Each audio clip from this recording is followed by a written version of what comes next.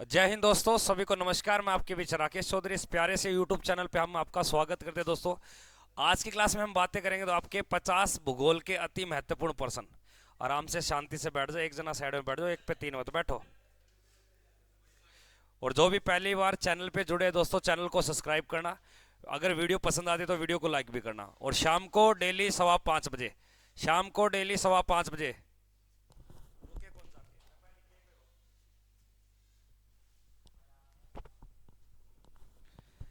शाम को डेली 5:15 बजे लाइव पहुंचना। सुबह 8 बजे लाइव, और फिर सुबह 9 बजे लाइव, और सुबह फिर आपके 11 बजे लाइव, यानी कि 11:15 बजे।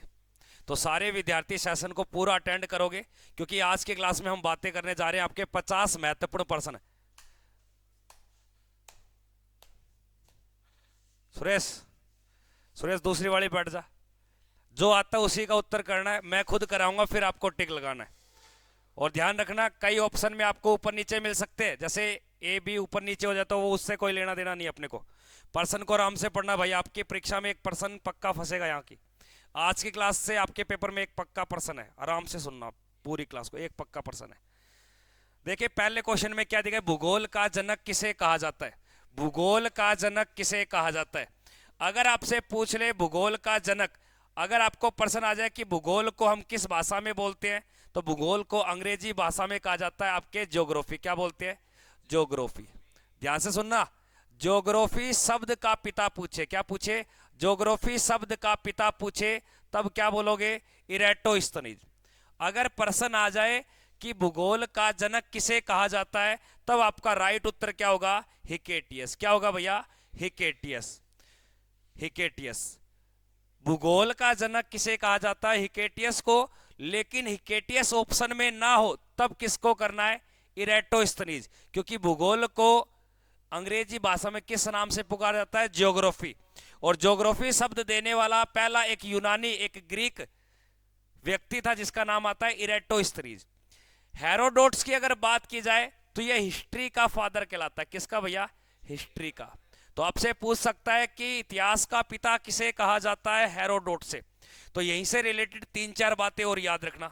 अगर आपसे पूछ ले अर्थशास्त्र का पिता किसे कहा जाता है, अर्थशास्त्र का पिता किसे कहा जाता है, अर्थशास्त्र नामक पिता पूछ रहा हूं। चाणक्य अर्थशास्त्र का पिता नहीं है।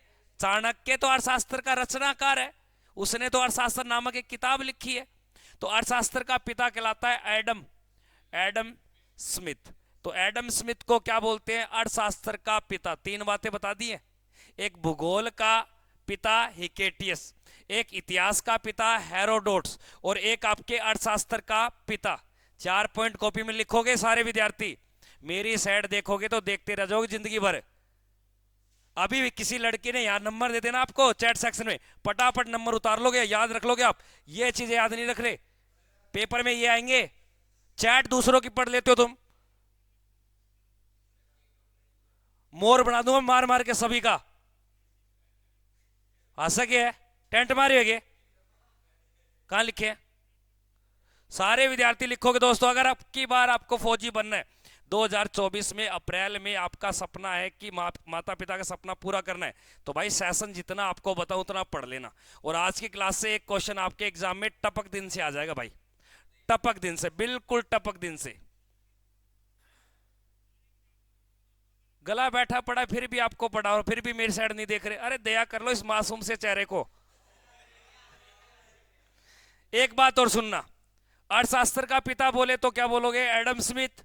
और राजनीतिक विज्ञान, राजनीतिक विज्ञान का पिता पूछे, राजनीतिक विज्ञान का, तब याद रखना आपको अरस्तु। क्या याद रखोगे?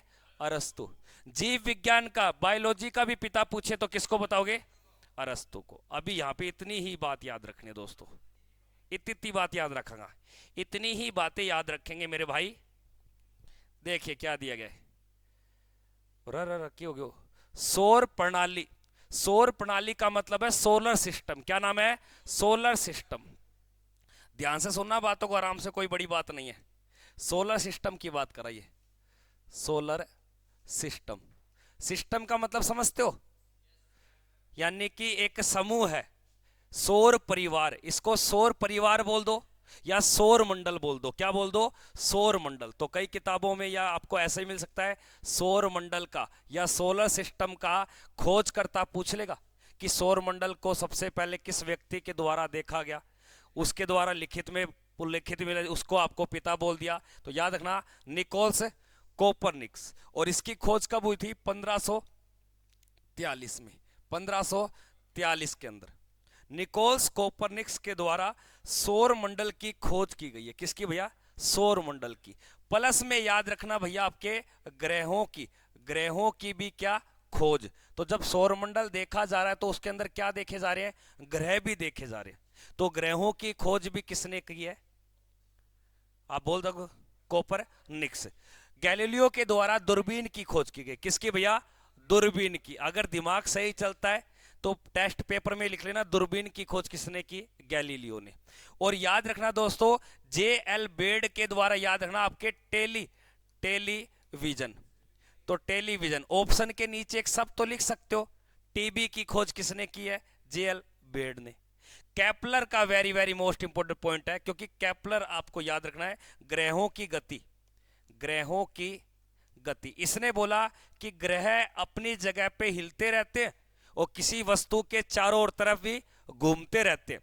ग्रहों की गति का नियम किसने दिया? केपलर ने। ग्रहों की खोज और सौरमंडल की खोज किसने की? कोपरनिकस ने। राहुल पेपर में पूरा ध्यान दो ना बेटा, मैं कहता हूं ऊपर जाके तुझे पढ़ना भी नहीं है, बाद में वीडियो देखनी भी नहीं है, मन बना के यहां ध्यान दे लो, बाद में याद भी नहीं करना। मैं नहीं बोलता कि बाद में क्लास देखो, यहां पे रुचि बना लो, याद हो जाएगा। एक बात बताइए, सौरमंडल के अंदर कुल ग्रहों की संख्या कितनी है? अगले प्रश्न को देखिए लाला, देखिए फटाफट। ग्रहों की गति का नियम किसने दिया? अभी पढ़ा, जस्ट अभी पढ़ा है। ग्रहों की गति का नियम किसके द्वारा दिया गया? केपलर के द्वारा। किसके द्वारा दिया गया? केपलर के द्वारा। तो इस प्रश्न का एक्सप्लेनेशन करने की नीड नहीं है, उत्तर संख्या सी आएगा। अगले प्रश्न को देखिए, सूर्य के चारों ओर घूमने वाले ग्रहों की कुल संख्या, अब ये बताइए कितने हैं?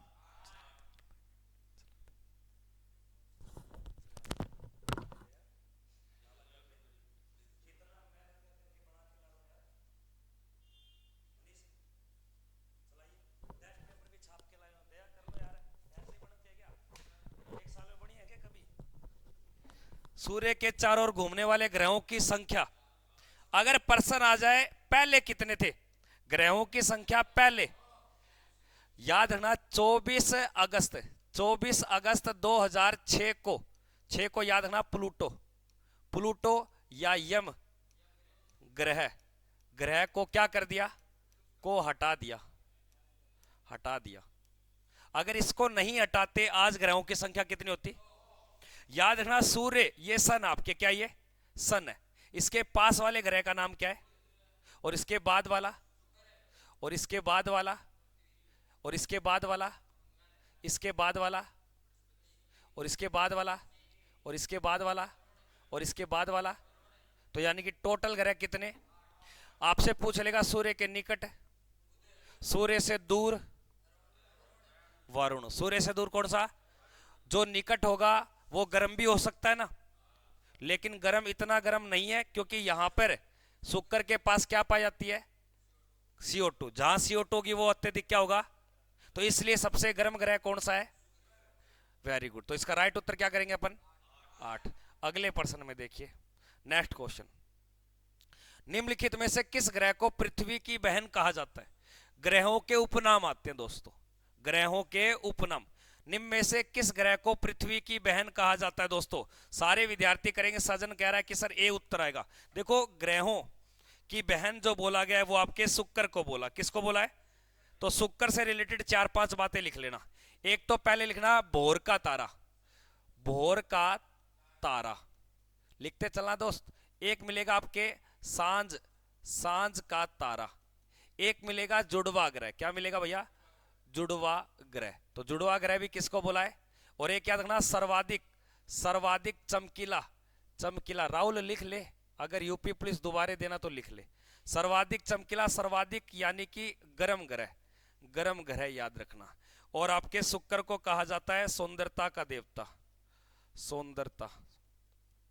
सुंदरता का देवता, सुंदरता का देवता कहा जाता है। याद रखना शुक्र के उपग्रह, उप जो ग्रह है दोस्तों, उपग्रह वो कितने हैं? 0, कोई भी नहीं है ना। ये आपसे मैं पूछूं आकार में कैसा बड़ा, ये आकार में छठा, छठा बड़ा ग्रह, कैसा ग्रह ये? छठा। और सूर्य से दूरी पे देखो तो सूर्य से कौन सा ग्रह ये? दूसरा। कौन सा है भैया ये? दूसरा। अगर प्रश्न आ जाए कि शुक्र ग्रह किन दो ग्रहों के बीच में, पृथ्वी और आपके बुध, तो प्रश्न आ सकता है बुध और पृथ्वी के बीच वाले ग्रह का नाम बताइए। प्रश्न आएगा पृथ्वी के निकट ग्रह कौन सा है, पृथ्वी के निकट ग्रह कौन सा है। लेकिन सूर्य के निकट ग्रह कौन सा है? सूर्य के निकट ग्रह कौन सा है? तो आपका हो जाएगा बुध। क्या हो जाएगा? बुध हो जाएगा। ठीक है, कोई दिक्कत नहीं है। सर कमेंट पढ़ो, प्रवीण कमेंट पढ़ो। हेलो प्रवीण, कैसा है? अब तो राजी। अगले प्रश्न को देखिए, यहां तक कोई दिक्कत नहीं है ना, बस इतनी बातें याद रख लेना। अगले प्रश्न में देखिए, नेक्स्ट प्रश्न में क्या दिया? किस ग्रह को सांझ का तारा बोलते हैं? अभी पढ़ा है जस्ट। किस ग्रह को सांझ का तारा बोलते हैं? तो आपका राइट उत्तर क्या होगा यहाँ पे? ऑप्शन संख्या आपका बी। इसमें तो बी है, लेकिन आपके सीट में और कुछ मिलेगा, बस इतना ध्यान रखना। तो यहां नीचे सी में नजर आ रहा है, उल्टे सीधे लिखे गए। अगले प्रश्न को देखिए, टाइटन किस ग्रह का उपग्रह है? देखो उपग्रह से रिलेटेड आपको 5-7 बातें याद रखनी है, वेरी वेरी मोस्ट इंपोर्टेंट। अगर प्रश्न आ जाए कि सौर मंडल में ग्रह कितने हैं, ग्रह कितने हैं, उपग्रहों की अगर मैं बात करूं तो सबसे पहले ग्रह का नाम क्या है? सबसे पहले तो बुध के कितने उपग्रह? उसके बाद ग्रह का नाम क्या है? शुक्र के कितने हैं? और उसके बाद ग्रह का नाम क्या है लाडले? भाई लिख ले, पेपर में छपेगा, अभी बता रहा हूं तुझे। ये प्रवीण कह रहा था ना कमेंट करे, अब मेरा कहना माने, लिख ले इसको। एक ग्रह कितना भैया? एक। उसके बाद में आपके मंगल के कितने भैया? 2। और उसके बाद में कौन सा ग्रह? बृहस्पति। बृहस्पति के कितने उपग्रह? बृहस्पति के 95 है या 92 है? 95। उसके बाद में अगर बात की जाए तो शनि के टोटल हो चुके 145। कितने हो चुके? 145। उसके बाद आते हैं आपके अरुण, क्या आता है? अरुण। और अरुण के आपके 27 उपग्रह। और उसके बाद में कौन सा भैया? वरुण। वरुण के भैया आपके 14 उपग्रह। याद रखना, इस आपके 95 से एक ग्रह याद रखना, एक उपग्रह जिसका नाम है गैनीमेड। गैनीमेड ये क्या है? एक उपग्रह। सुनना मेरी बात। और एक इसमें से याद रखना जिसका नाम है डीमोस। क्या नाम है? डीमोस उपग्रह। अब आपके पेपर में क्या प्रश्न आएगा कि सर जो उपग्रह है ना, इस उपग्रह में एक तो पूछेगा छोटा, क्या पूछेगा? छोटा। और एक पूछेगा बड़ा। एक क्या पूछेगा? बड़ा। हमारे सौर मंडल का सबसे बड़ा उपग्रह, मैं क्या पूछ रहा हूं? अगर मैं ग्रह बोलूं तो अलग बात हो जाएगी। सबसे छोटा ग्रह तो है बुध, सबसे बड़ा ग्रह बृहस्पति, लेकिन यहां मैं क्या पूछ रहा हूं? तो सबसे बड़ा जो उपग्रह उसका नाम क्या है? गैनीमेड। यहां शनि है क्या? ये शनि है क्या? मैं यहां शनि लिखा है क्या आपको? मैंने यहां शनि लिखा है क्या? गैनीमेड किसका लिखा है मैंने? तो फिर शनि क्यों बोल रहा है? पीछे से मनीष बोल रहा है शनि का। ये किसका है गैनीमेड? मनीष किसका ये? हाँ, तो सौर मंडल का सबसे बड़ा उपग्रह किसका है भैया? बृहस्पति का। और डीमोस किसका है? डीमोस। तो सौर मंडल का सबसे छोटा, किसी ने सही कहा भैया, लातों के भूत तो लातों से ही मानेंगे, जब तक आपके पड़ेंगे नहीं ना डंडे तब तक नहीं मानोगे। ये उसका उत्तर सही है। टाइटन किसका है भैया? ये बात यहां सही है, पर मैंने 3-4 बातें अलग से पूछ ली। प्रश्न आएगा सौर मंडल का सबसे बड़ा उपग्रह गैनीमेड, सौर मंडल का सबसे बड़ा उपग्रह सॉरी छोटा डीमोस। एक पर्सन बताएगा मुझे, ये एमएलए नहीं आया आज? एमएलए तो ये एमएलए नहीं है। तू बता क्या नाम है तेरा? संदीप। संदीप ये बता, सौर मंडल का, कोई नहीं बोलेगा भाई, यही बोलेगा, सौर मंडल का सबसे छोटा ग्रह, छोटा ग्रह। भाई क्या पूछा है? ये नहीं पूछा मैंने। हाँ, अभी थोड़ी देर पहले तो बोला था मैंने बुध। और अगर ग्रह में मैं बड़ा पूछूं तो, ग्रह में बड़ा पूछूं तो बृहस्पति। तो ग्रह में बड़ा पूछूं तो पेपर में यही तो गलती करते हम, पेपर को ये पूछ रहा है तो आपके दिमाग में ग्रह चल जाता है। तो ग्रह अलग होते हैं और उपग्रह अलग होते हैं। उपग्रह होते हैं ग्रह के चारों ओर घूमने वाले, और ग्रह होते हैं सूर्य के चारों ओर घूमने वाले। तो इस प्रश्न का राइट उत्तर क्या हो जाएगा आपके? शनि। एक प्रश्न बताइए, निम्नलिखित में से वह कौन सा ग्रह है जिसके उपग्रहों की संख्या ज्यादा है? बनवारी बोलेगा। शनि के कितने उपग्रह? 195। कितने भैया? 195। सर मैं 8th क्लास पर फॉर्म भरा रहा हूं तो कोई दिक्कत नहीं है क्या भाई साहब? कोई दिक्कत नहीं भैया, 8वीं क्लास में भरवा दे, चाहे आप तू 12वीं क्लास में भरवा दे, चाहे 10वीं में भरवा दे, तू भरवा दे फॉर्म, उम्र होनी चाहिए बस तेरी। अगले प्रश्न में देखिए क्या दिया, नेक्स्ट क्वेश्चन। ऊर्जा मेज अथवा बिग बियर एक प्रकार का क्या है? यानी कि क्या होते हैं ये आपके नक्षत्र होते हैं। क्या होते हैं? नक्षत्र। और इसी के माध्यम से क्या पता किए जाते हैं? आपके राशि वगैरह पता किए जाते हैं। तो उस उर्सा मेजर और अथवा आपके बिग बियर नाम के क्या है आपकी ये नक्षत्र आपके।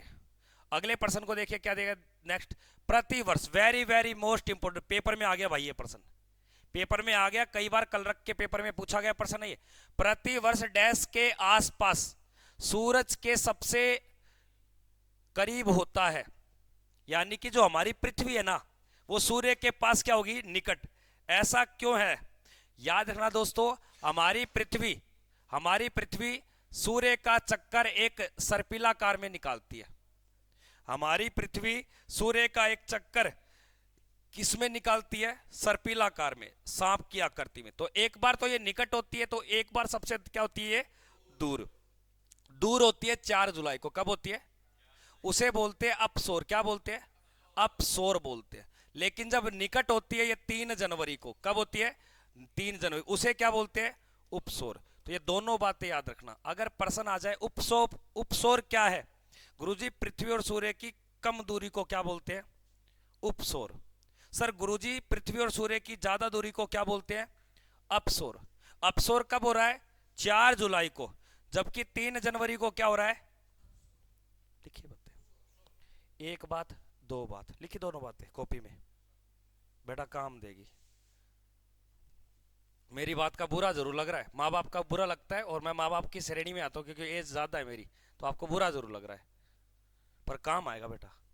प्रति वर्ष डैश के आसपास पृथ्वी और सूर्य के सबसे जो करीबी होता है, करीबी का मतलब कम दूरी, तो उसे क्या बोलेंगे आपके? उपसोर। उपसोर किस तारीख को? 3 जनवरी को। और अपसोर, अपसोर में क्या होगा? तो ये चित्तर से समझ गए ना आप। अगले प्रश्न पे चलता हूं दोस्त, क्या दिया गया नेक्स्ट क्वेश्चन। गुड मॉर्निंग भाई, गुड मॉर्निंग भाई, गुड मॉर्निंग। अरे क्यों रे है डहे को नहीं? कौन सा ग्रह सल्फ्यूरिक एसिड के घने सफेद और पीले बादलों से बना होता है? क्योंकि उसके आसपास के वातावरण में सल्फ्यूरिक एसिड के तत्व पाए जाते हैं, और बादलों के ये बने होते हैं जो पीले रंग के बादल होते हैं। किस ग्रह में होते हैं? शुक्र में, मंगल में, नेपचून में, या आपके अरुण में? तो याद रखना ये आपके पाए जाते हैं भैया। राइट उत्तर हो जाएगा यहाँ पे ऑप्शन संख्या ए, शुक्र। किस में भैया? ये शुक्र में। एक छोटा सा प्रश्न बताओगे मुझे, शुक्र को किसकी बहन बताया है? शुक्र को किसकी बहन बोला है? हाँ, और जुड़वा ग्रह भी बोला है। तो जुड़वा किसका है? ये पृथ्वी का। और पृथ्वी के निकट ग्रह कौन सा है? शुक्र के निकट तारा कौन सा है?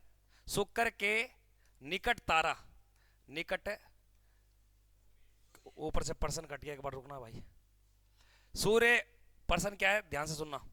पृथ्वी के निकट तारा, पृथ्वी के या शुक्र के निकट तारा, निकट तारा जितना याद रखना। हाँ, सूर्य एक क्या है? तारा है। सूर्य का क्या है? तारा।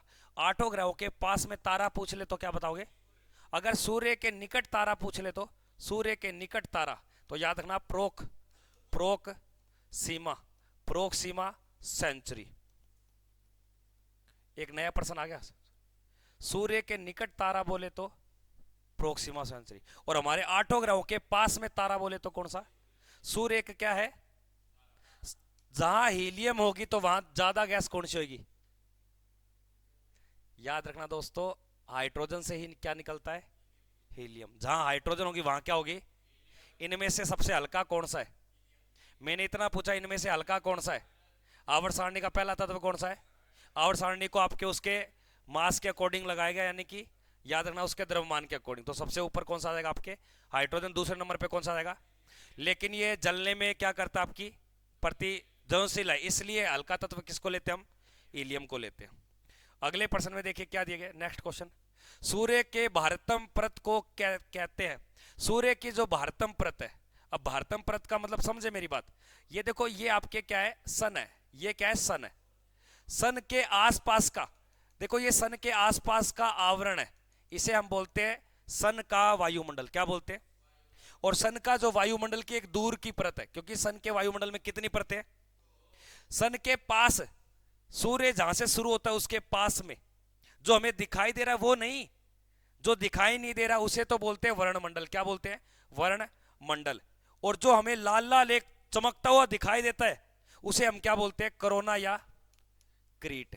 ये इंपॉर्टेंट प्रश्न है भाई साहब, क्रीट या कोरोना। तो 50 भूगोल के अति महत्वपूर्ण प्रश्न है दोस्तों ये। आगे चलो, अगले प्रश्न को देखिए क्या दिया गया, नेक्स्ट क्वेश्चन। आकाश का सबसे चमकदार तारा कौन सा है? आकाश का सबसे चमकदार तारा कौन सा है दोस्तों?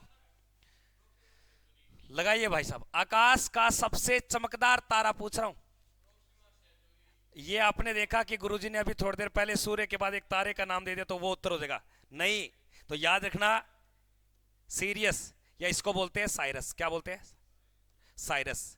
या इसे बोलाता है डोग, डोग स्टार। क्या बोलाता है? अगर प्रश्न आ जाए कि अंतरिक्ष में एक हमें चमकता हुआ तारा दिखाई दे रहा है, उसका नाम क्या है? सीरियस, या उसको बोलते हैं साइरस, या उसको बोलते हैं डोग स्टार। क्या बोलते हैं? धमाकेदार प्रश्न है दोस्तों, पेपर में छक्के छुड़ा देंगे, देख लेना, ये फिल्टर पाट देंगे थारे जागे। वो तेरी गुरुजी की आगे। सूर्य के निकट तारा लिख लो इसके आगे, सूर्य के निकट, निकट तारा। तो सूर्य के जो निकट तारा उसका नाम क्या है? तो ये नेबुला हो गया, नबार्ड हो गया, ये भी एक तारे के नाम है।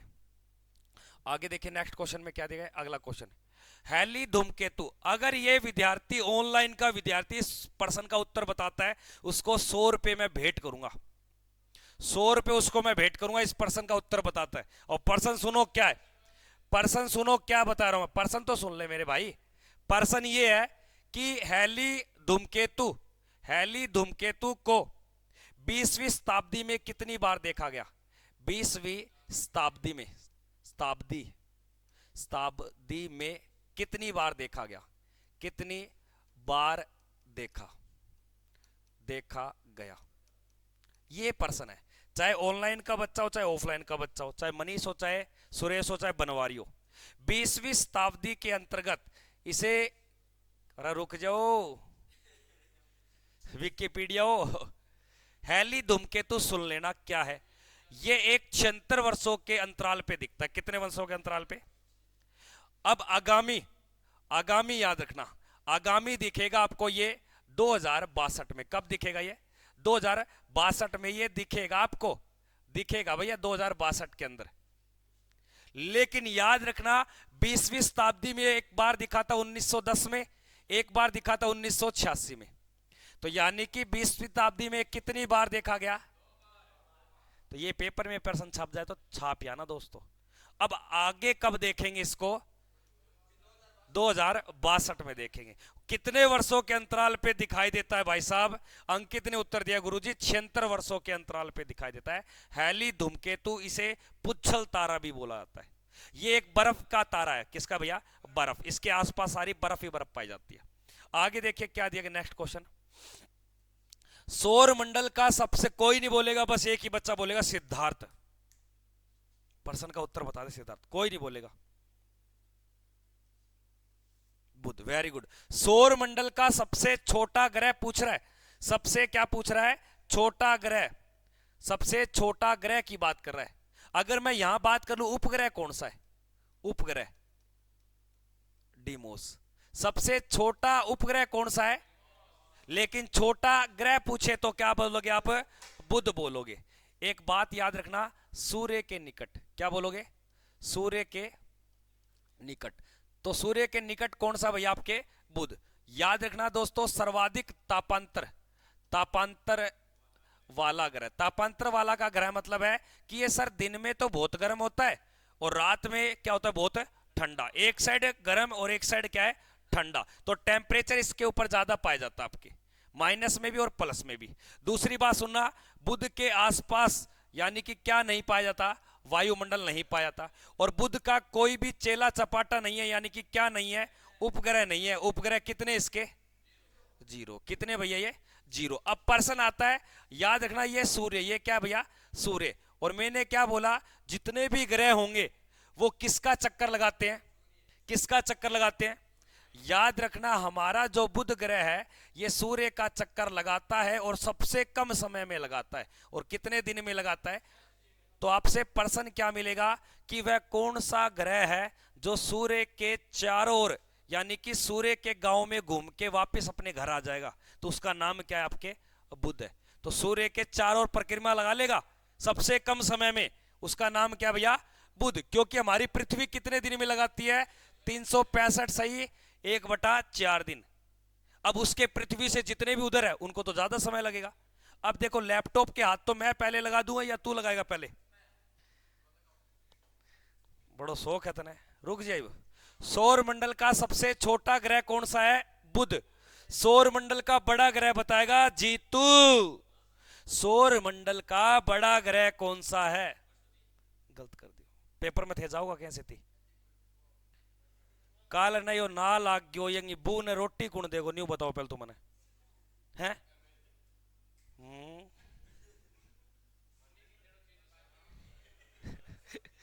आगे देखिए, सौर परिवार के निम्न ग्रहों में से कौन सा ग्रह सबसे अधिक ठंडा ग्रह है। एक बात बताइए, मैं आग का चूल्हा हूं और ये बुध है, ये क्या है, और ये कोई ग्रह, ये कोई ग्रह, और एक पीछे बैठा है। आज क्या ज्यादा लागो, ये ना लागेगो, ये ना लागेगो, बेन लागेगो, मल ये लागेगो ने, और कम कहने लागेगो। तो उत्तर आ गयो ने, उत्तर मिल गया ना। अब आपको ये नहीं पता गुरुजी, अंग्रेजी नाम तो बताया नहीं आपने। देखो सबसे पास में बुध, बुध को बोलते हैं मरकरी, क्या बोलते हैं, मरकरी। उसके बाद में आपके है शुक्र, शुक्र को बोलते हैं वीनस। उसके बाद में आपके पृथ्वी को बोलते हैं अर्थ, और अर्थ के बाद आता है आपके मंगल, मंगल को बोलते हैं मार्स, क्या बोलते हैं, मार्स। मार्स के बाद आता है बृहस्पति, बृहस्पति को बोलते हैं जुपिटर, क्या बोलते हैं, जुपिटर। जुपिटर किसी स्कूटी का नाम है, सुना होगा आपने, जुपिटर स्कूटी का नाम है। कंपनी टीवीएस है, कंपनी कौन सी है। अब उसका नाम जुपिटर क्यों रखा, क्योंकि देखा होगा कि लड़कियां स्कूटरी को या स्कूटी को एक हाथ से घुमा देती हैं पकड़ के, या तो स्कूटरी घूम जाती है या लड़की घूम जाती है, देखा होगा पापा की परी। तो ये जुपिटर नाम क्यों रखा, ऐसा कोई तत्व जिसकी ग्रेविटी तेज, आपके खुद की ग्रेविटी अपने अक्ष तल पे तेजी से घूमता है। अपनी पृथ्वी को अपनी जगह पे घूमने में कितना टाइम लगता है, 24 घंटे। कितने लगते हैं, जुपिटर नामक ग्रह को अपनी जगह पे घूमने में 10 घंटे लगते हैं। कितने लगते हैं। इस कारण वो स्कूटरी का नाम क्या रखा है, वो एक दिन देखा पापा की परी घर से निकली, पड़ोसियों के दरवाजे के ऊपर चढ़ा दिया, फिर नीचे आई, फिर गाड़ी के ऊपर चढ़ा दिया। तो जुपिटर, जुपिटर क्या ये जुपिटर। तो 5वें नंबर ग्रह का नाम क्या है, जुपिटर। उसके बाद है शनि, शनि को बोलते हैं सैटर्न, क्या बोलते हैं, सैटर्न। उसके बाद है अरुण, अरुण को बोलते हैं यूरेनस, क्या बोलते हैं, यूरेनस। और यूरेनस के बाद आपका वरुण, और वरुण को बोलते हैं नेपचून। तो सबसे ठंडा बोले तो, अब बनवारी बताएगा, बनवारी सबसे गर्म कौन सा है। कोई नहीं बोलेगा भाई, बनवारी ही बोलेगा। सबसे गर्म कौन सा है बनवारी। गर्म वह मिलेगा जिसके वातावरण में, जिसके वायुमंडल के अंदर कार्बन डाइऑक्साइड ज्यादा मिलेगी। और कार्बन डाइऑक्साइड कहां मिलेगी आपको, तो यानी कि सबसे गर्म कौन सा, शुक्र। कोई दिक्कत नहीं है, मनीष है, ओके है क्या। क्या उदास कैसे आज, तबीयत ठीक है क्या तेरी, कड़ दुख है क्या तेरी। मेरे कन टूप पड़ी ऊपर, मूव मसल दियो प्रदीप, मूव टूब लगा दिया कड़ में। अरे अरे कोई नहीं, दवाई दवाई मांग लिया करो।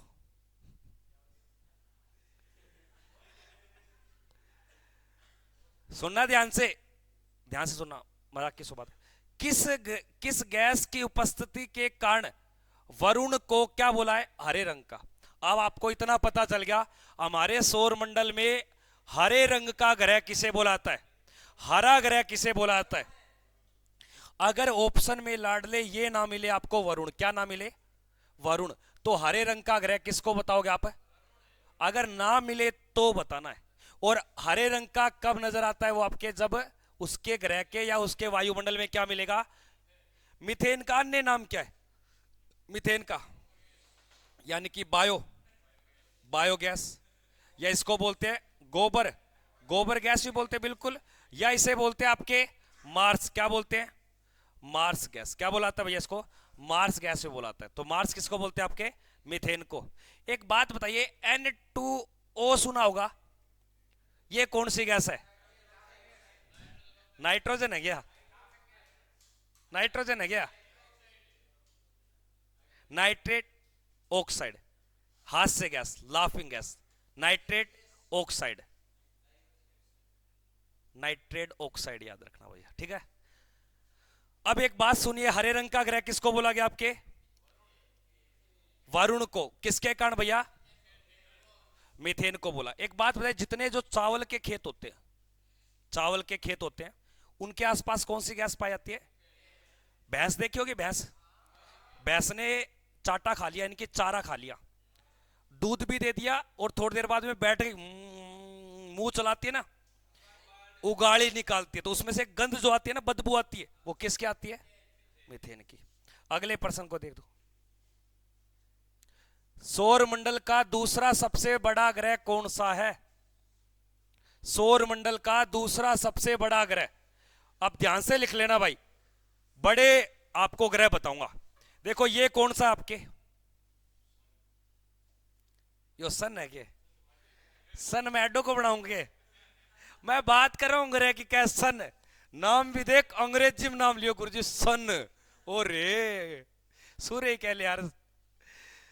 एक दो, उसके बाद ध्यान से सुनना।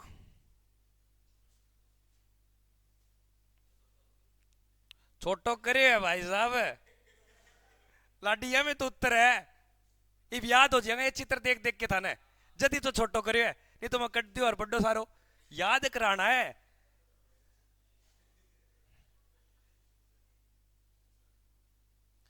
अब एक बात भैया, सबसे पास में ग्रह का नाम क्या है? कोई दिक्कत को नहीं, सबसे पास में क्या है भैया आपके? उसके बाद कौन है? उसके बाद कौन है? मुझे पता था कि आपको ऐसे ग्रह के नाम पता है, इसलिए मैंने इनकी आकृति बना दी ऐसी। उसके बाद कौन सा आपके? और उसके बाद कौन सा है? आराम, कोई वेरी गुड, कोई दिक्कत को नहीं, को नहीं। अन्नू को नहीं, अरुण है, वरुण है, बटा अन्नू, पड़ोसिया नाम रटे बटे देख लो, कोई नहीं, याद हो जाना चाहिए। ध्यान से सुनना दोस्तों, काम की चीज है, उड़ना जो मेरे का नहीं। इब देखियो, देखो छोटो कौन सो दिखा है? छोटा दिख रहा है, तो सातवां बोलू आठवां बोलू? सातवां बोलू आठवां बोलू? आठवां। कौन सा बोलूंगा? और अब कौन सा दिखाई दे रहा है छोटा? है यो दिख है या यो दिख रहा है? ये दोनों एक बराबर दिख रहे हैं, इसको थोड़ा छोटा करना दोस्तों, ये छोटा है, तो ये इसको लेबल में नहीं, ये 7वें नंबर पे कर लेना, ये 7वां। और छठे पे कौन सा है? और 5वें पे? और 1 नंबर पे? और 2 नंबर पे? और 3 नंबर पे? 4 नंबर पे। अब एक छोटी सी बात बता दो मुझे, ये जितने भी ग्रह बताए, इनके किसी 2 ग्रहों के बीच में क्षुद्र ग्रह पाए जाते हैं। क्या पाए जाते हैं? क्षुद्र, क्षुद्र ग्रह। क्या पाए जाते हैं भैया? क्षुद्र ग्रह। और ये जब किसी ग्रह की जगह पे आ जाते हैं ना, उसके वातावरण के वायुमंडल, इनको बोलते हैं उल्का पिंड। क्या बोलते हैं? ये कहां पाए जाते हैं? तो याद रखना आपके, तो मंगल और बृहस्पति के बीच में जो आपके खगोलीय पिंड है, उनका नाम क्या है? क्षुद्र ग्रह। और जब ये किसी ग्रह के वायुमंडल में फंसते हैं, आ जाते, तब इनको क्या बोलते हैं? अभी बताया था यार। थे उत्तर ना दो ना, मेरे जी छोकरा रोन लाग जा मास्टर तू के करूं मैं, इतना जोर लगाने लगा थाने पढ़ाने लगा, फिर भी न्यू बैठे रहेंगे न्यू। जी गांधी जी की फोटो हमारा घर न्यू लाग रही, न्यू देखा फोटो सारा दिन, कभी न्यू भी कौन देखा, कभी न्यू भी कौन न्यू। चश्मा मैंने काली कर दी गांधी जी की। हाँ शुक्र, तो शुक्र थोड़ी होगा इसका। 2 नंबर पे सौर मंडल का दूसरा सबसे बड़ा ग्रह कौन सा है? एक बच्चे ने शुक्र बता दिया कि गुरुजी आगे से ये। अरे आगे से नहीं बताना भाई साहब, आकार बताना, छोटो मोटो बड्डो, तो बड्डो गुण सो है। दूसरे नंबर पे सारू छोटो। अब ऐसे प्रश्न आएगा, सूर्य के अनुसार दूसरे नंबर ग्रह कौन सा है, और चौथे नंबर का कौन सा है, और छठे नंबर का कौन सा है, और 8वें नंबर का कौन सा है? याद रखना दोस्तों, आगे का 2 नंबरी और पीछे का 2 नंबरी ये उल्टे घूमते। कैसे घूमते? ये घूमते पूरब से, और बाकी जितने ग्रह वो कैसे घूमते आपके? तो आपसे प्रश्न आएगा, वह कौन कौन से ग्रह हैं जो सूर्य की परिक्रमा पूरब से पश्चिम लगाते हैं? शुक्र और वरुण, सॉरी अरुण। आगे का 2 नंबरी और पीछे का 2 नंबरी। अब 2 नंबरी आदमी क्या करता है? उल्टे काम करता है। तो ऐसे याद रख लोगे, कर लोगे ना? Very good. 2 नंबरी जीतू, 2 नंबरी 10 नंबरी बाबू तस्कर। बाबू चाहे ना हो तस्कर, बेचारो ये वो कांदा कुंदा काट दो खेत में, क्या तस्कर। शनि सैटर्न ग्रह का सबसे बड़ा उपग्रह, अभी पढ़ा था, टाइटन। अगले प्रश्न को देखिए क्या देखा, लाल रंग का दिखाई देने वाला ग्रह। अब रंगों के नाम पे ग्रह के नाम आते हैं दोस्तों, रंगों के अनुसार। ध्यान से सुनना, बहुत बढ़िया क्लास आपकी। एक तो आपको मिलेगा पीला ग्रह। क्या मिलेगा? पीला ग्रह। और पीला कहा जाता है आपके बृहस्पति को। राजवीर लिख ले, राजवीर को मनीष लिख ले। काला ग्रह, काला बोला जाता है आपके शनि को। किसको बोलते हैं? शनि को। आपको मिलेगा हरे रंग का, किसका भैया? हरा ग्रह। तो हरा कहा जाता है आपके वरुण को। और वरुण ऑप्शन में ना हो तो अरुण, अरुण। वरुण ना हो तो दोस्तों अरुण करना है। एक मिलेगा आपको लाल। क्या मिलेगा? लाल। तो लाल कहा जाता है मंगल। अब मंगल को लाल कहने का कारण क्या है? कारण क्या है गुरुजी? कारण ये है, क्या हो गया? एफ, यानी कि यहां पे लोह तत्व ज्यादा पाया जाएगा। लोहा तत्व, लोहा तत्व किस ग्रह पे ज्यादा पाया जाता है? और तेरी कॉलेज आए हो? कॉलेज गए कि पड़ोसियों की दुकान कुरकुरा ले आए हुए? आई क्यों इतने तावड़ो?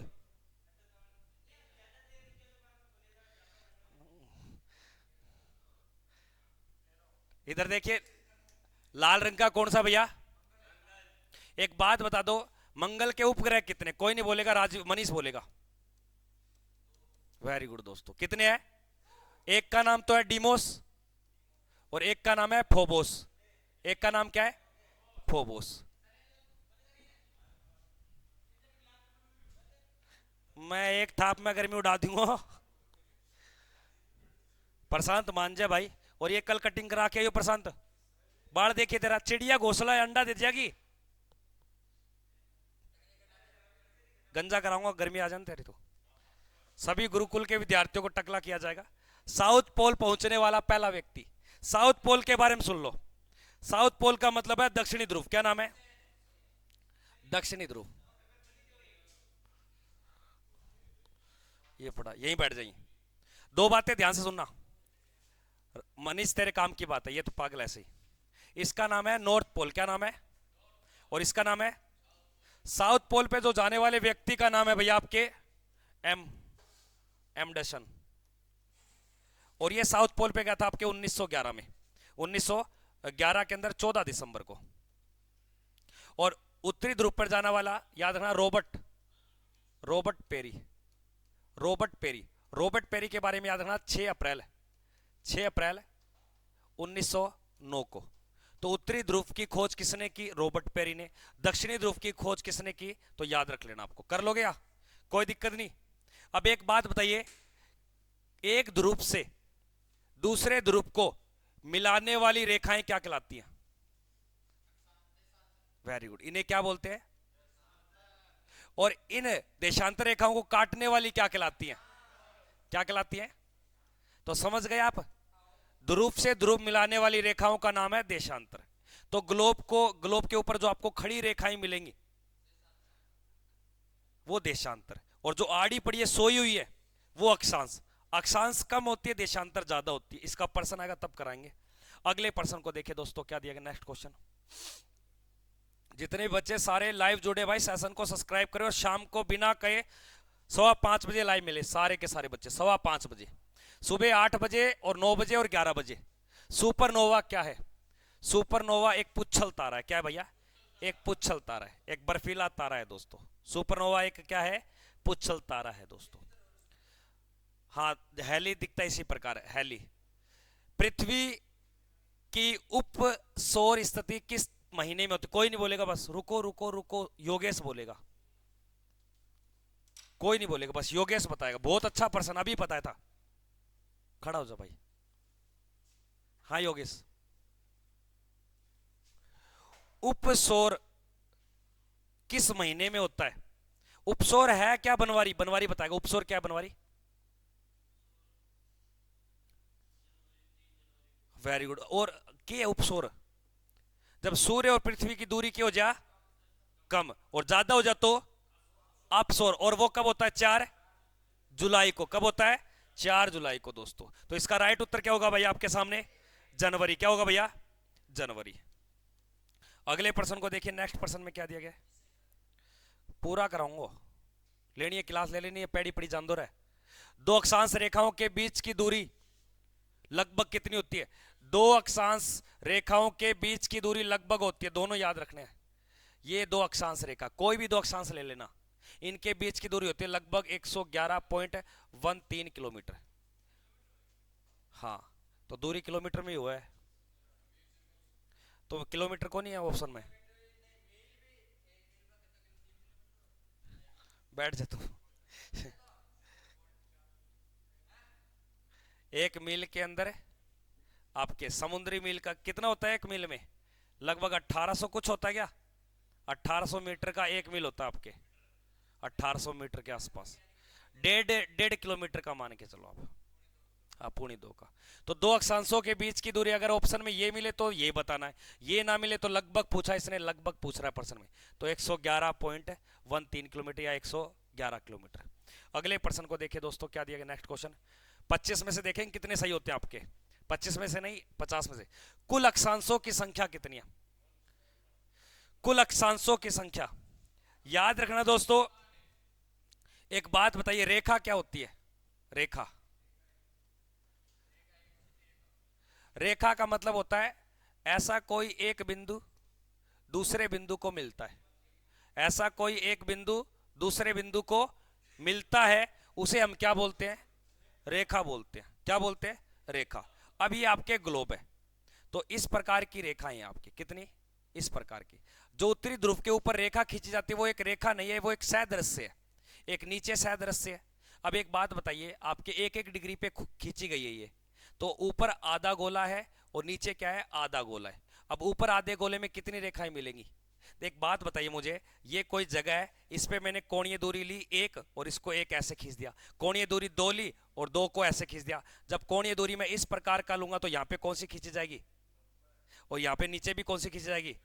तो 90 और 90 कितने होते हैं? और मैंने क्या बोला? अगर कोई एक बिंदु दूसरे बिंदु को मिलता है तो उसे ही क्या बोलते हैं? याद रखना, जो आपके नॉर्थ पोल और साउथ पोल के ऊपर जो 90 डिग्री नामक आपके अक्षांश होता है, अक्षांश होता है, वो आपके क्या नहीं होता? रेखा नहीं होता, रेखा नहीं होता। तो याद रखना, कुल अक्षांशों की संख्या अगर आपसे पूछे तब तो बतानी है 181। क्या बताओगे? इस पर्सन के अकॉर्डिंग ये सारी बातें गलत है, ये सारी बातें गलत है इस पर्सन के अकॉर्डिंग। कुल अक्षांशों की संख्या बोले तो 181। अगर कुल अक्षांश रेखाओं की संख्या बोले, क्या बोले? एक, तो याद रखना 179। अब बोलो गुरुजी ये क्या कर दिया आपने, हमें समझ में नहीं आ रहा, कुछ भी दलिया सा हो गया। याद रखना दोस्तों, आप दोबारा समझाता हूं। ये आपके आधा गोला है, अगर आधे गोले में आप रेखाएं खींचोगे तो कितनी खींच सकते हो? 90। कितनी? जहां से खींच रहे हो इसको मैंने कोई नाम नहीं दिया, इसको नाम दिया है 0 डिग्री। क्या नाम दिया है? जब 0 डिग्री से ऊपर 90 खींच सकता हूं तो आधे वाले गोले में भी नीचे भी कितनी खींच सकता हूं? तो 90 90 और 0 वाला। तो मैंने क्या बोला, एक स्थान से दूसरे स्थान मिलाते हैं उसको बोलेंगे रेखा। तो इनमें एक नॉर्थ पोल एक साउथ पोल, ये एक सादृश्य है, तो ये आपके रेखा नहीं होते। इसलिए हमारे जो कुल अक्षांश होते हैं ना, वो याद रखना दोस्तों, वो कितने 181। और कुल अक्षांश रेखा बोले तो 179। तो इस पर्सन के अकॉर्डिंग आपका सारी बातें गलत है। 2 नंबर पक्का मिलेगा एग्जाम में। खाली छोड़ के आओगे तब भी पक्का मिलेगा, अगर ये वाला ऑप्शन भी कर दोगे तब भी पक्का मिलेगा, तो गलत हो जाएगा। तो ऐसे पर्सन को खाली छोड़ा जाता है भाई साहब, बोनस अंक मिलता है, रख लोगे। अक्षांशों की संख्या बोले तो 181, अक्षांश रेखाओं की संख्या बोले तो 179। अगले पर्सन को देखिए दोस्तों क्या दिया गया। कई ऐसे यूट्यूबर अभी इसका तुक्का बता दे, 180 होती है 181 होती है, ये नहीं पता अक्षांश क्या होता है अक्षांश रेखा क्या होता है। कई है बैठे यहीं पे बहुत है। एक देशांतर से दूसरे देशांतर के बीच कितना समय लगता है? ये रट्टा मार रखा तूने है ना, अब तू ये बता दे मुझे, बताएगा तू क्या? अगर भारत का समय, किसका समय? भारत का, सारे बच्चे ध्यान से निकालेंगे। भारत का समय 6:02 है। कितने हैं? 6:02, यानी कि 6 बजे, आप ऐसे लिख दो 6:02 है। कितना है? 2 मिनट है। तो लंदन का समय क्या होगा? लंदन का समय क्या होगा? क्या होगा? तेरो दिमाग तो ठीक है पर टाबरांग तो कौन नहीं दिमाग। याद रखना, लंदन और लंदन से जो भारत का समय, उसके बीच में कितने घंटे का अंतराल होता है? कितने घंटे का अंतराल होता है? अब भारत के ऊपर कितना बजा आपके? 6:02, 6:02। तो लंदन का समय कितना होगा? 12 बज के कितना होगा? 11 होगा या 12 होगा? 11 होगा 12? 11 होगा 12 होगा? हे भगवान, 5.5 घटाने हैं तो 6 बजे, यानी कि कितने घटाने आपको? भारत का समय कितने है आगे? 5.5 घंटे आगे। तो 5.5 घंटे घटाना 6:02 में से 12:09। यार 1 घंटे में कितनी मिनट होती है? तो 6:02 हो रही है, तो 9 तो कभी भी नहीं आ सकता।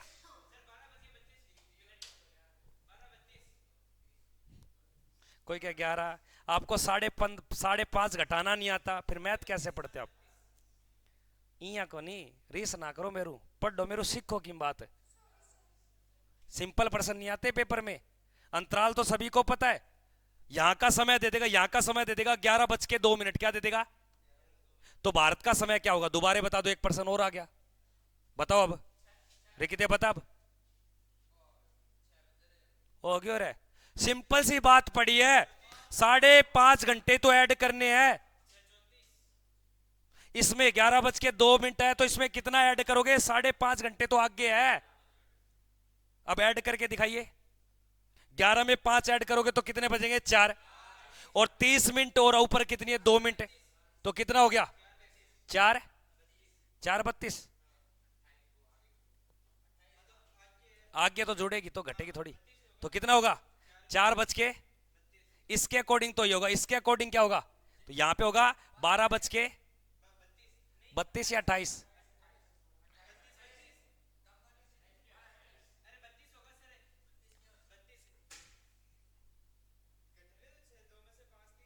और करके देखो।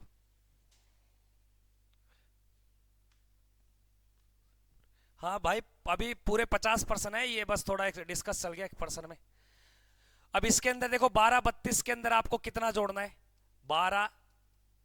28 के अंदर जोड़ लो आप, 32 है ये, 32। और इसके अंदर जोड़ दिया आपने 5 घंटे 30 मिनट, तो यानी कि 32 और ये 62 मिनट का तो आपको लिखना नहीं है।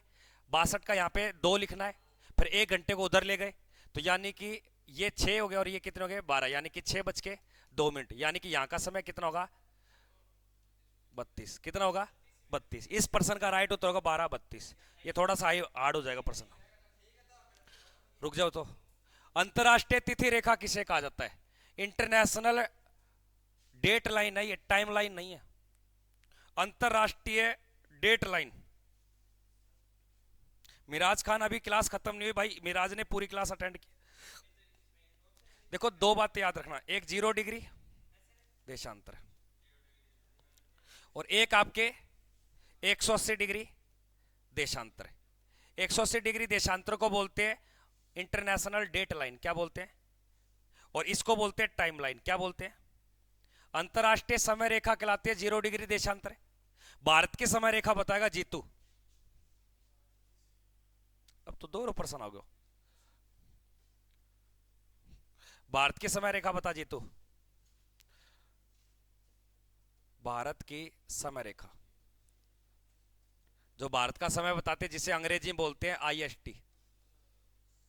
इस विश्व के समय को बोलते हैं GMT, क्या बोलते हैं?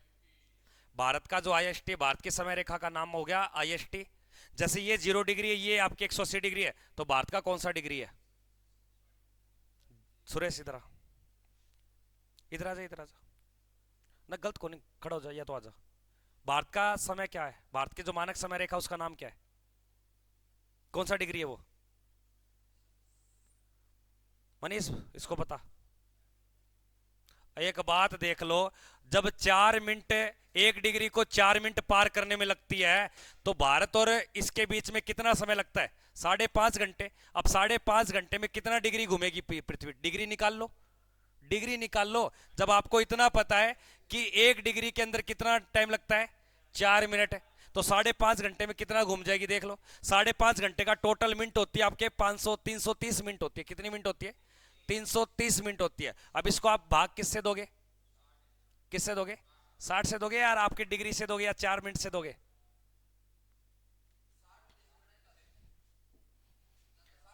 अब हमें डिग्री निकालनी है।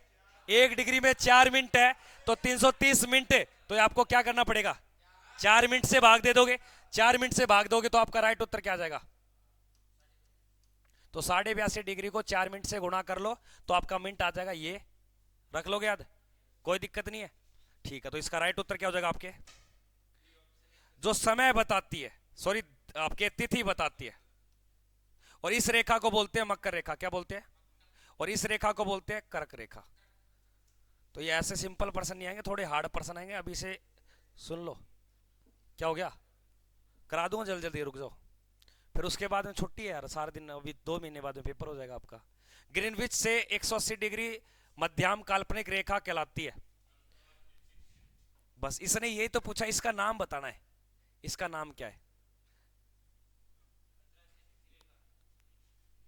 ग्रीनविच से, ग्रीनविच का मतलब है कि जैसे 0 डिग्री, जैसे 0 डिग्री 0 डिग्री देशांतर है, उसी प्रकार उसको तो बोलते हैं हम GMT यानी कि ग्रीनविच।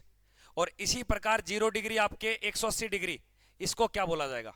इसी का तो नाम पूछ रहा है। तो ये याद रखना, आपके अंतरराष्ट्रीय तिथि रेखा क्या है भैया? अंतरराष्ट्रीय तिथि रेखा। ये तो हो ही नहीं सकती, ये तो ये वाली रेखाएं हैं, और पूछ रहा है ये वाली रेखा, तो इसका नाम क्या है? अंग्रेजी में नाम आता है इंटरनेशनल डेट लाइन। क्या नाम आता है? International date line. अगले प्रश्न को देखिए।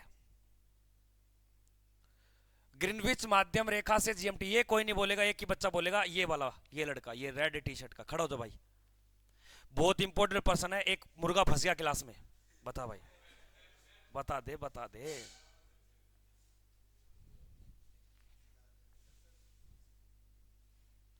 देख का ऐसा कैमरा घना ही देख खेड़ा है।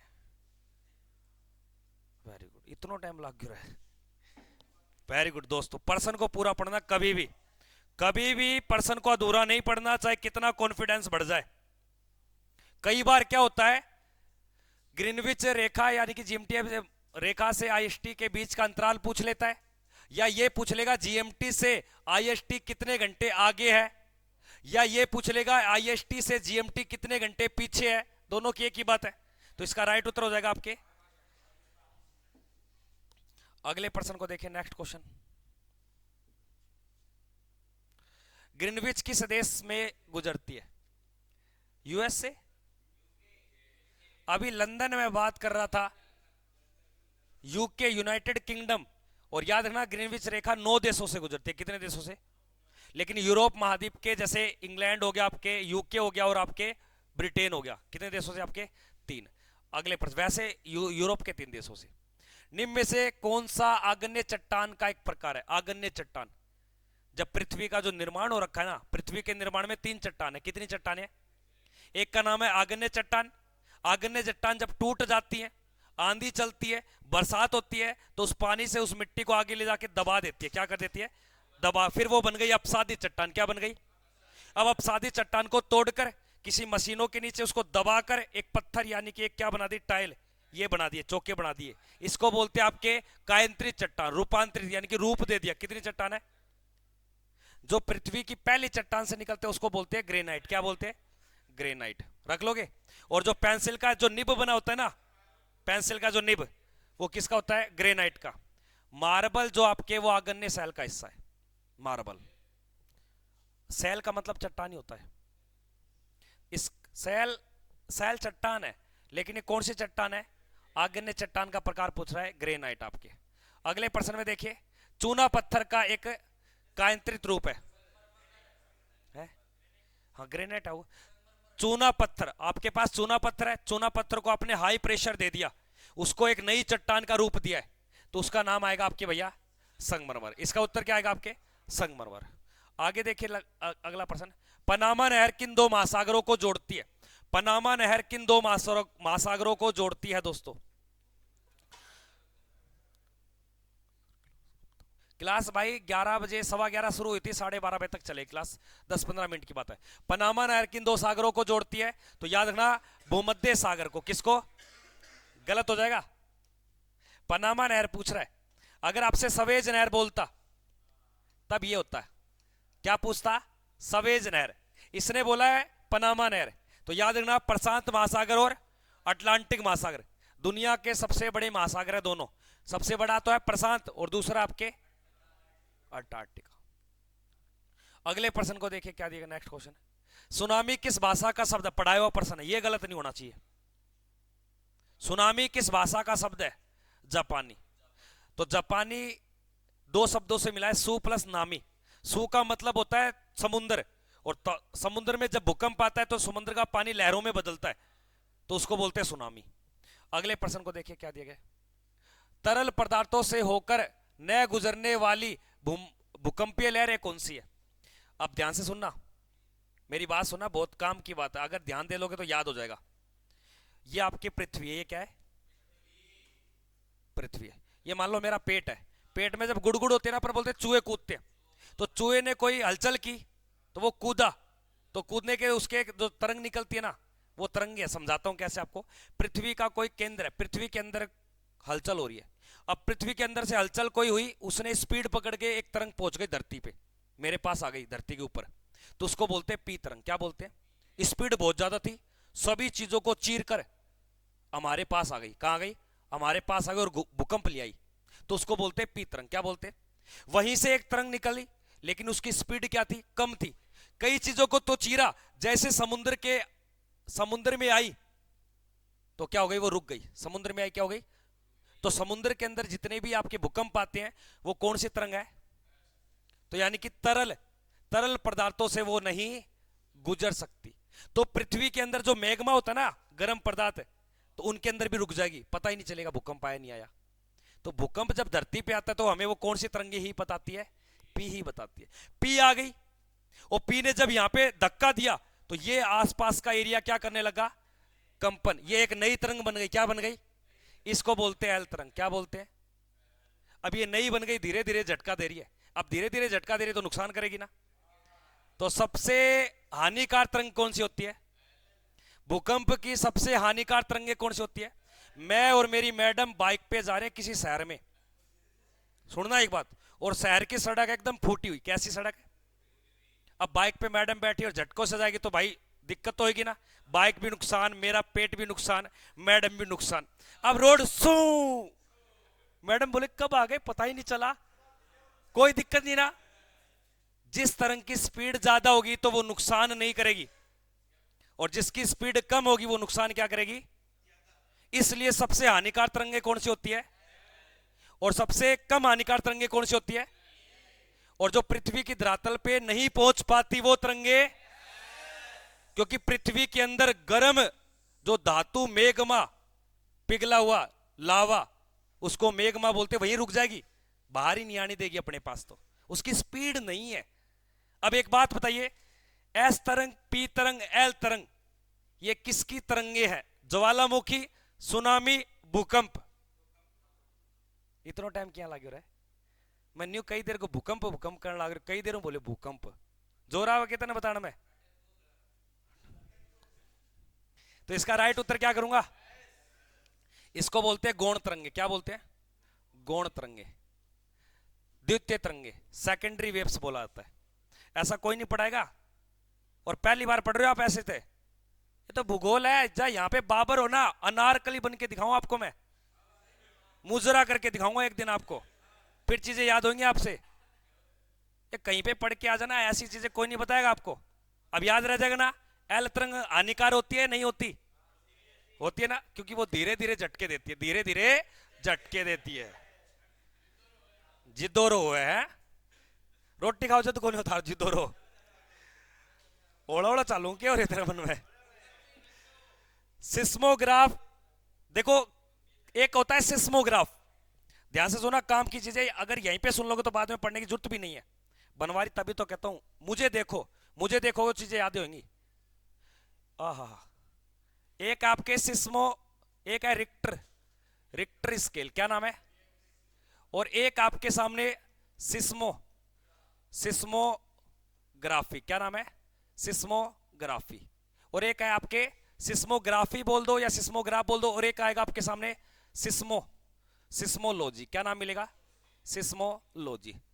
देखो आपको एक ग्राफ बनाया जाता है, किसी शहर में ग्राफ बना दिया कि 2006 के अंदर 6.7 तीव्रता का भूकंप आया, उसी की जगह 2009 के अंदर भूकंप आ गया 8.2 तीव्रता का।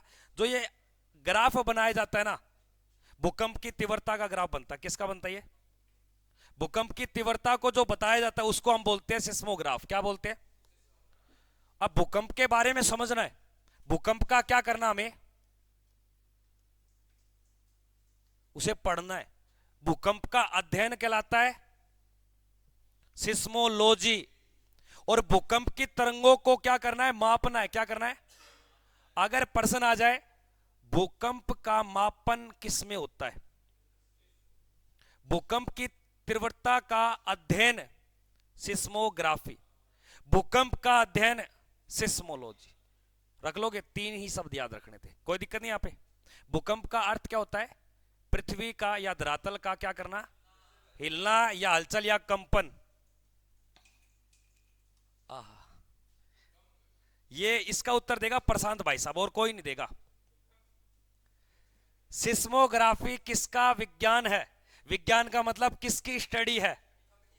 भूकंप की, अर्थक्वेक। अगले प्रश्न में देखिए, संसार का सर्वाधिक सक्रिय ज्वालामुखी, ये क्या दिक्कत आ गई गुरुजी, अब ये तो लफड़े हो गए। अब बताइए सर, टाइम हो गया, हर्षित शर्मा कह रहा है टाइम हो गया। टाइम किसका हुआ? किसी का नहीं हो टाइम, टाइम होगा उस दिन मैं बता दूंगा, उस दिन आपको बताने की जरूरत ही नहीं पड़ेगी, उस दिन हो जाएगा आपका टाइम। पड़ोसी बताएंगे हो लेट हो गया। एक तो याद रखिए सक्रिय ज्वालामुखी, एक होता है आपके सुसुप्त ज्वालामुखी, और एक होता है आपके मृत ज्वालामुखी। तो आपसे कभी भी प्रश्न आ जाए ज्वालामुखी के प्रकार कितने होते हैं, अगर कोई पृथ्वी की जगह है, कोई पहाड़ी एरिया है, कोई पठारी एरिया है, वहां से गर्म भाप या मेगमा अंदर से कोई पदार्थ निकलते रहेंगे ना, उसको बोलेंगे एक्टिव वोल्केनो। क्या बोलेंगे? फिर वो वहां से निकलना बंद हो गया, 6 साल निकलना बंद हो गया, 7वें साल निकल गया, फिर बंद हो गया, फिर निकल गया, तो यानी कि वैज्ञानिकों को बोला ये जगह कभी भी आपके फूट सकते, ज्वालामुखी आ सकता है, उसको बोलते हैं सुसुप्त। क्या बोलते हैं? अंग्रेजी में बोलते हैं डोरमेट वोल्केनो। एक ऐसी जगह है जहां पे ज्वालामुखी फूट गया और अब फूटेगा ही नहीं, वैज्ञानिक बोले यहां पे कभी फूट भी नहीं सकता, उसे बोलते हैं मृत, या बोलते हैं शांत हो गया। वो क्या हो गया? इसे बोला था आपके डाई वोल्केनो। क्या बोला था? तो यहां पे राइट उत्तर क्या हो जाएगा आपके? संसार का सर्वाधिक सक्रिय ज्वालामुखी आपको याद रखना है किलायु। क्या याद रखोगे? किलायु। और किलायु कहां पड़ता है? अमेरिका, अमेरिका में। याद रख लोगे? अमेरिका। किलायू कहां पे भैया? अमेरिका। कोई बड़ी बात को नहीं। अगले प्रश्न को देखिए, सारे बातें बता दूंगा आपको। निम्नलिखित में से प्रकृति का सुरक्षा कवच कहा जाता है? वेरी गुड दोस्तों, बहुत शानदार प्रश्न दिया इस बच्चे ने। सुरक्षा कवच का मतलब क्या है कि हमारे एक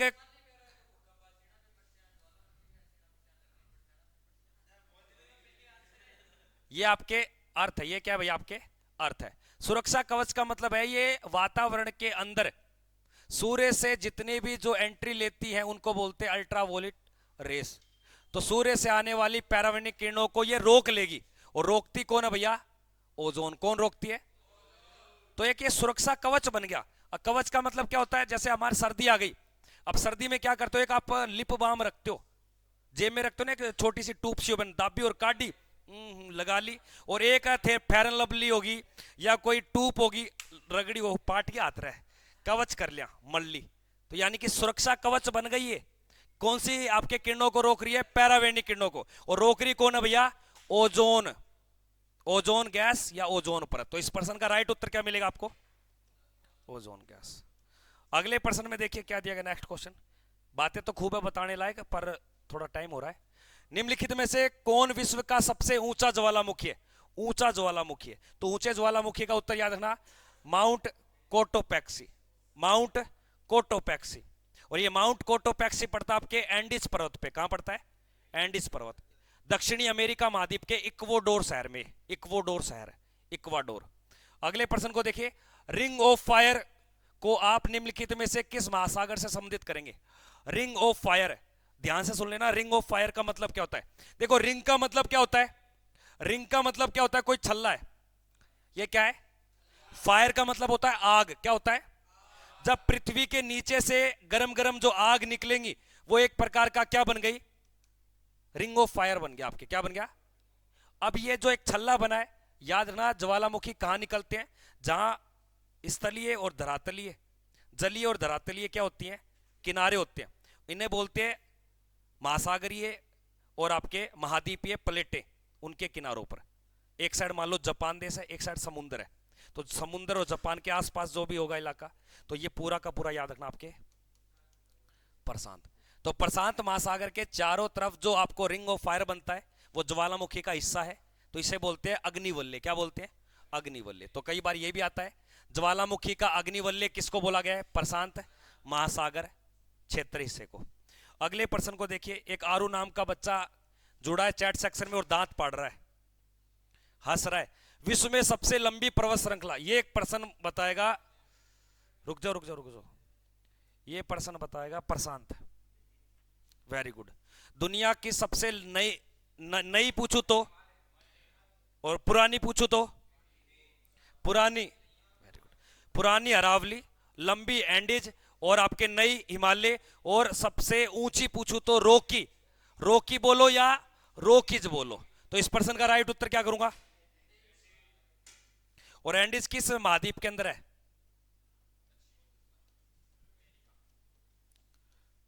दक्षिणी अमेरिका। इस एंडीज पर्वतमाला की सबसे ऊंची चोटी कौन सी है?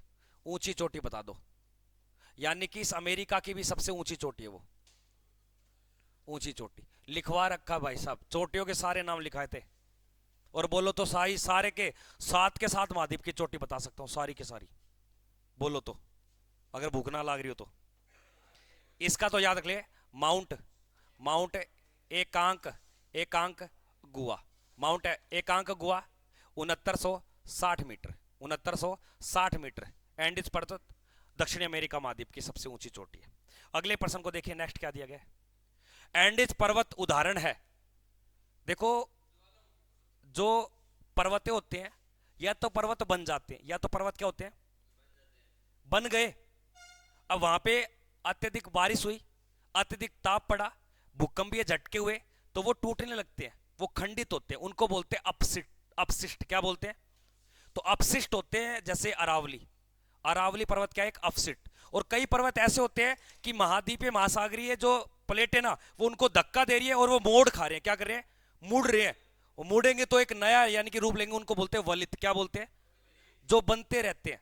तो हिमालय पर्वत कैसा है आपके? वलित। और आपके एंडिज भी कैसा है, अवलित। तो इस प्रश्न का राइट उत्तर क्या हो जाएगा आपके, ऑप्शन संख्या नीचे वाला, वलित। लेकिन अगर प्रश्न में आ जाए अरावली पर्वतमाला कैसा है, अवशिष्ट, वो टूट के वहीं पड़ा हुआ है। अगले प्रश्न को देखिए, निम्नलिखित में से किसे सवेत पर्वत के नाम से जाना जाता है, सवेत पर्वत कहा जाता है। गुरुजी ये तो नई बात हुई। देखो सवेत पर्वत ये सारे के सारे इलाके नेपाल के, कहां के, ये नेपाल में एक चोटी का नाम है धौलागिरी। क्या नाम है, तो धौलागिरी क्षेत्र को क्या बोलते हैं, सवेत पर्वत बोलते हैं। क्या बोलते हैं, सवेत पर्वत कहा जाता है। अगर मैं प्रश्न पूछ लूं सवेत महाद्वीप किसको बोलते हैं, जो नीचे नीचे महाद्वीप है, अंटार्कटिका, अंटार्कटिका आपके। अगले प्रश्न को देखिए दोस्त, क्या दिया गया, वायुमंडल में सर्वाधिक कौन सी गैस मिलती है,